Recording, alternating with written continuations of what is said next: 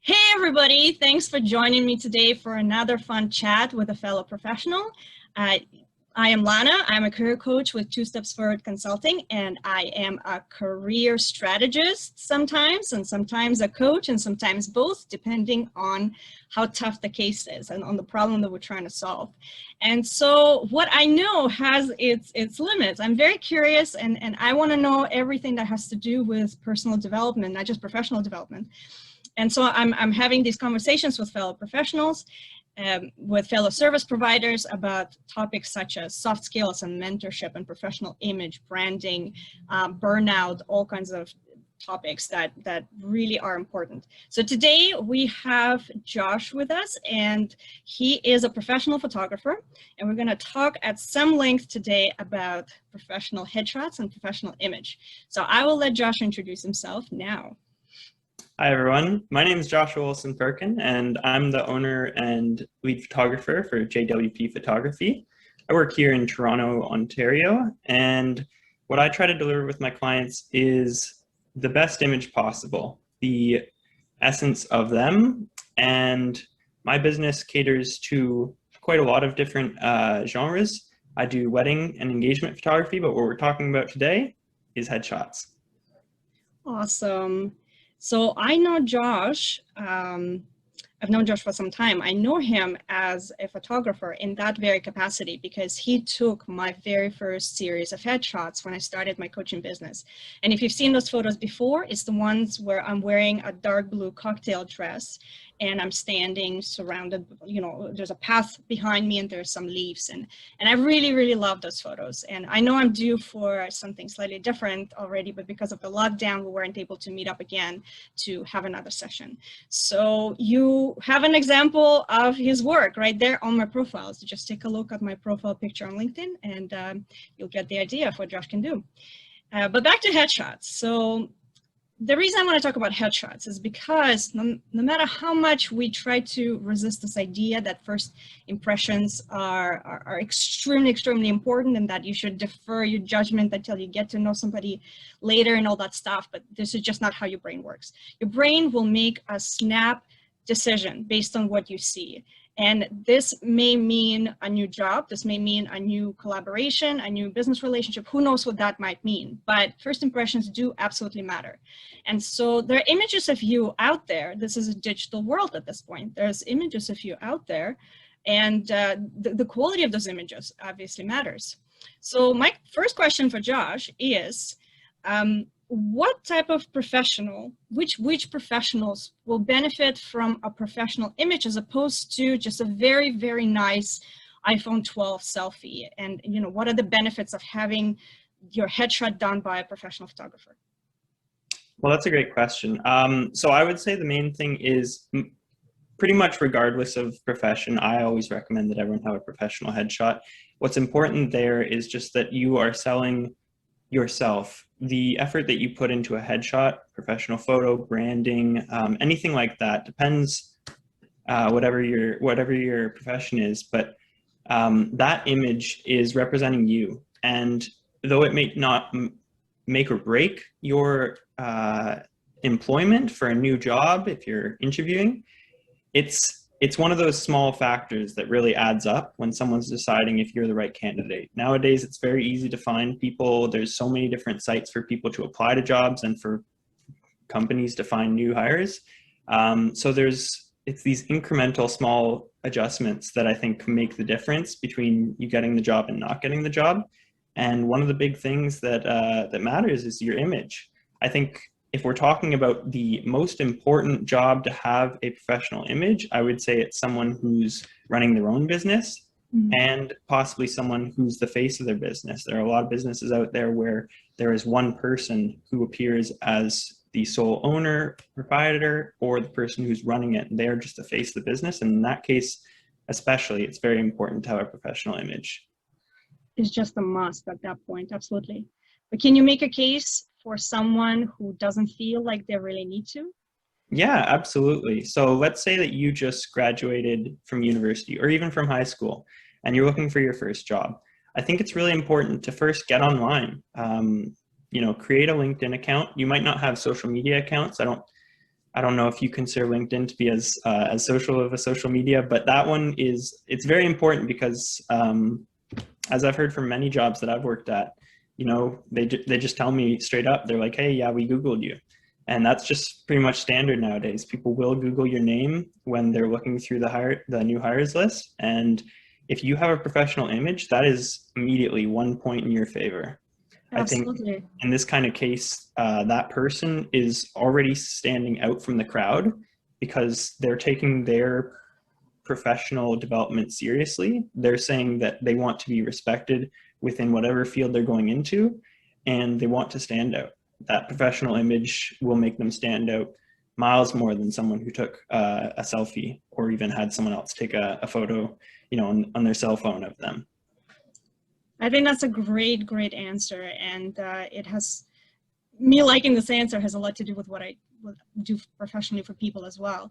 There's a lot of things you really don't have to do, but if you do them, think about all of the people who are not going to bother, and then it starts to add up incrementally. You may have that one nice post that you wrote that revealed something about you and how much care you take in completing projects and being professional, taking things seriously, and just being personally responsible for the quality of your work. There may be a blog post that you did. There may be this effort that you take to take up a headshot, professionally produced headshot. There are a lot of things you could do and somebody else is just not going to bother to do. So I strongly recommend that people look into these opportunities. And if it doesn't seem like too much, you know, if it's, by all means, if you're not able to, for some logistical or financial reason, afford it, I understand that. But if your excuse is just that I don't think I feel like it, I think people should reconsider. So in that sense, I agree. There's lots of different low-hanging fruit opportunities for exposure and improving your image. And this is definitely one of them. Yeah, and there's one thing I just wanted to add to that. It's just, I think a lot of people look at professional images as sort of barrier to entry because the cost associated with it. And the important thing to remember is that there's a lot of photographers out there who are not some established massive corporation that's doing professional headshots for businesses for thousands of dollars. I myself, when I first started doing headshots, I was doing them for $20. I've, you know, incrementally increased my prices as my quality has gone up and as my confidence has gone up. But there are a lot of photographers out there. It's easier than ever to get a professional camera these days, and it's easier than ever to learn, you know, using things like YouTube and online resources like that to get better, to learn lighting and everything like that. So the cost is not as much as you might expect. That's true. And I found that out from speaking with you a year ago. I thought it would be something completely ridiculous, hundreds of dollars, but it's actually something quite affordable. And it just goes to show that you need to do your research. Yeah, absolutely. Before you say no to something, definitely do your research and find out what you're saying no to without For any sure. facts. And keep in mind, you know, it's even if you're spending $100 on a headshot, let's say, in that case, you're not going to get a headshot every month. You're not going to get a headshot every year necessarily. You know, that image, you're investing in yourself because that image is going to be around for a while. Cool. So walk me through the process. Let's say I am professional. I've never had a headshot before, so I don't know too much about the process. And I decide to book a photographer such as yourself. What would you tell me? What are the logistics? For sure. So typically what I start with is getting information about the person. So I just have a nice conversation with them, whether by phone, by text, email, whatever, just to figure out first, what area are they working in? You know, how long have they been working in that field? You know, getting a sense just from talking to them, I get the idea of whether they're a new professional, whether they've been in that industry for a while, whether they've had a professional headshot before even. And going from there, I typically try to figure out, okay, is it going to be a very professional headshot or is it going to be a little more casual? And this just depends on the field. So if I'm working with someone, and I've worked with plenty of people in the tech industry, this is a field that is known for being a little more casual, right? These people, you know, you might have seen pictures of people on an article, you know, wearing sweatpants at work or something crazy like that. Now, I'm not going to take a professional photo of someone in sweatpants because, you know, that does not send the right image.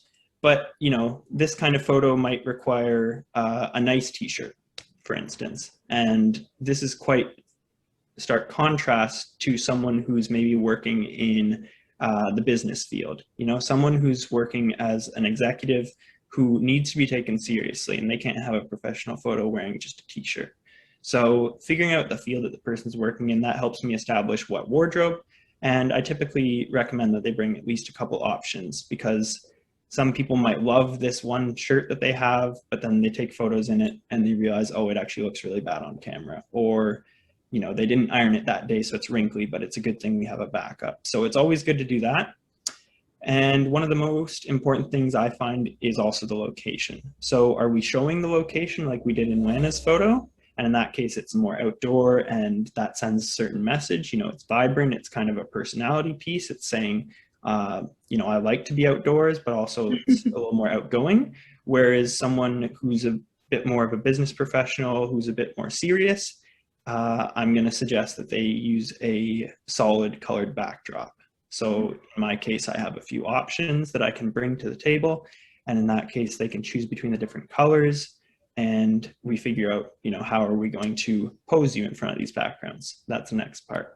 And posing is something that I've figured out over time. You know, many photographers figure out what works for them and also what they like to have as their style.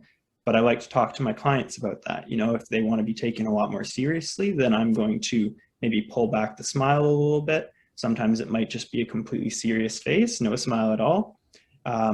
And the posing, you know, it's up to your discretion as a photographer, but as a client, I think it's always important that, you know, they look their best. So I'm always working the angles as I can to make them look their best, and, you know, working with my lighting. So if I'm shooting outdoors, then I'm always working to make sure there's no direct light, you know, to make sure that the diffused light looks good on their face. There's no, you know, harsh shadows under the eyes or under the chin, anything like that. And, you know, just posing them through the process. I'm always talking to my clients to make sure they're comfortable in the process, because a lot of people are not comfortable in front of the camera. That's pretty standard. I wasn't. I didn't know what to do with my body or my hands. So I was very grateful that you suggested something very specific that I could try. I think you gave me a couple of rotation angles and what to do with my hands. And that really, really helped. And I don't think I'd be as nervous or concerned at the next session, but at the first one, I don't know what it was, but it took me by surprise. All of a sudden it was real, and here we were taking these photos. Yeah, for even sure. though I had plenty of photos. I got back a ton of photos to choose from. I really had nothing to be concerned about, but it was like being on the spot all of a sudden and being kind of just unfamiliar with. Yeah, and I think that's one of the issues. As soon as you're behind a big camera lens, everyone gets a little nervous. I think most people aren't used to that. You'd have to be in the film industry or something like that, where you're constantly in front of a camera to be used to that. So the general public are not used to that and are uncomfortable in front of a camera. So I do my best to keep talking, keep my client, you know, happy and comfortable during the process. And so let me just continue walking through the process. So we've already established, you know, figuring out where we want to shoot, if we're going to use a backdrop or not, you know, wardrobe, what we're going to be wearing, posing. And from there, I basically walk them through the, you know, the following steps. So we've already gotten our pictures. You know, I'm going to be showing the client the photos, you know, all through the process so that they can see how they're looking. They can make micro adjustments, you know, in their smile and their pose. Maybe their head's a little too tilted this way or something like that. So we've taken all the photos. They like a bunch. What I'm going to do from there is email them a link, and in that link, they'll have the gallery to look through. Typically, I'll reduce this gallery down, remove any images that have blinking or anything like that that definitely would not pass. Yeah. And I'll let the client choose 1 or 2 images. I try to keep it low, because if you have 5 images, then you're going to get to the point where you're going to upload your picture to LinkedIn, and now you don't know which of your 5 you like best. So it's always good to narrow it down, and I help with that process too. I can say, you know, this one and this one's definitely better because you look more professional but calm. This one, there's like that slight hint of like a laugh in a smile or something like that. It looks kind of uncomfortable. So I'll be walking my client through that process. And then once we've chosen the images, then I send them the full resolution images, or they can pick them up, and we go on our way. I typically recommend also the quality and the sizing, the resolution for different sites, because certain sites use, you know, they might say max 3 megabytes for this. So I can optimize the image to look best on that site. If it's a circle like LinkedIn, I think uses, or a square, then I'm going to format the image differently for that. Very cool. I've been through this process myself, and I really actually enjoyed it. It was very calming to be working with somebody that had the process figured out and just be told what the next step is, and including the actual photo shoot itself. I think I ended up bringing a couple of outfits. I didn't even use all the outfits. It was bloody hot that day, so just Yeah, it sure was. changing, and I would have, this was just the beginning of the lockdown. We did it at the Brickworks. Brickworks was closed, so you couldn't get access even to the common spaces or the washroom to change. And I just stayed in one outfit just because I don't think I could have pulled it off easily at that point. Probably not, but that outfit worked out, and those images look great. It was really fun, and it turned out really well, and I'm very grateful that well, first of all, to you for being just an immaculate professional and providing like excellent service, but also to myself for actually deciding to do it, because I wanted to do it for so long. I just never really felt comfortable doing it. And then once I did it, it actually really helped me. Everybody is posting, like as an entrepreneur, everybody's posting images. You're selling yourself, you're branding yourself. Yeah. You have to show yourself constantly.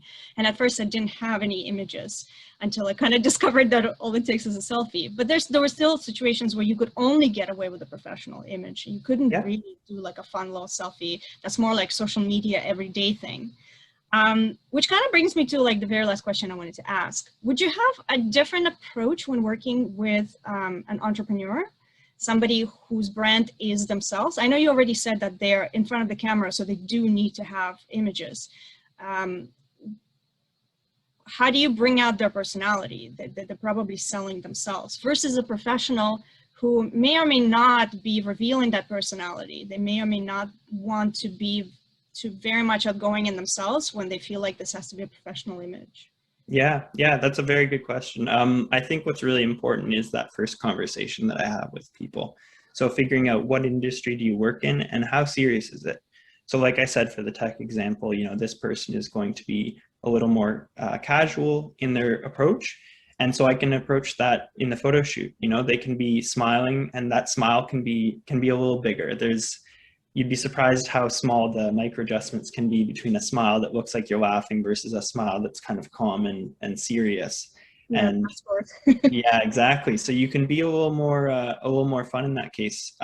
Like you mentioned, an entrepreneur. So someone like one of us who's running their own business, that person, it's really important for me to understand the personality of that person. That's why I'm just constantly talking throughout the photo shoot, because if I don't know them before the shoot, I want to make sure that I'm getting to know them during the shoot. And a lot of the times the best photos from the shoot will be right near the end. And that's because the person has let their guard down finally, and they've kind of let me in. They've gotten comfortable with the camera and how we're going.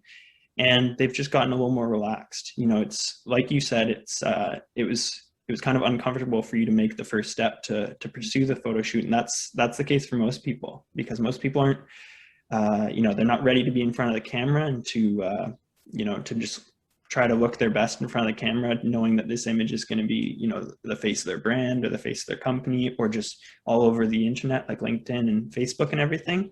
So taking that first step is always difficult. And I think most people first show up at the interview very rigid, and they're very stiff. Sorry, I said interview, I meant the photo shoot. But they show up and they're not ready for, to relax and let me in. And that's why this photo shoot, though it typically, it might take only 10 to 15 minutes to get the right shot. Typically a shoot will go 45 minutes to an hour, and that's just because I'm taking photos throughout the whole time. There's other things to consider. And I'm asking a lot of questions because I want to understand how their job might reflect their personality. How much can they show their personality? And, as a result, how much can I show that in the images? That's fantastic. I mean, you've given so much good information, and I really wanted to go through the process step by step with you so people understand what's actually involved, because maybe talking about it and knowing what's actually included in this interaction will demystify the process for some people and relax them at least enough to seek out a photographer and maybe even have just an initial talk and consultation about it. If you're still nervous, you're probably going to be nervous throughout it, but if you show up, you will get photos out of it. And this will be your very first photo, that you will be, or one or two photos that you will be using. And then perhaps, you know, maybe a year or two later, a second photo shoot is in order where you feel more comfortable and show more of your personality. So by all means, reach out to photographers, consider getting a professional photo shoot in the first place. And then once, if you think this is for you, then reach out to a number of people, talk to them, see who you like, and, you know, break that ice, start a conversation with them. So if you guys want to know more about what Josh does, I'm going to include a link to his website and his contact information. So if you really had felt a connection and like the way he works, please reach out to him. I personally had a really good time working with Josh, and I will have another session with him when we're allowed to go outside, essentially, when we're allowed to work with people outside of a household. So thank you so much to everyone who decided to join us today and who stayed till the end of this conversation. I hope you learned a ton about headshots, and I hope to see you soon again. If you have any comments, please leave them below. Bye-bye.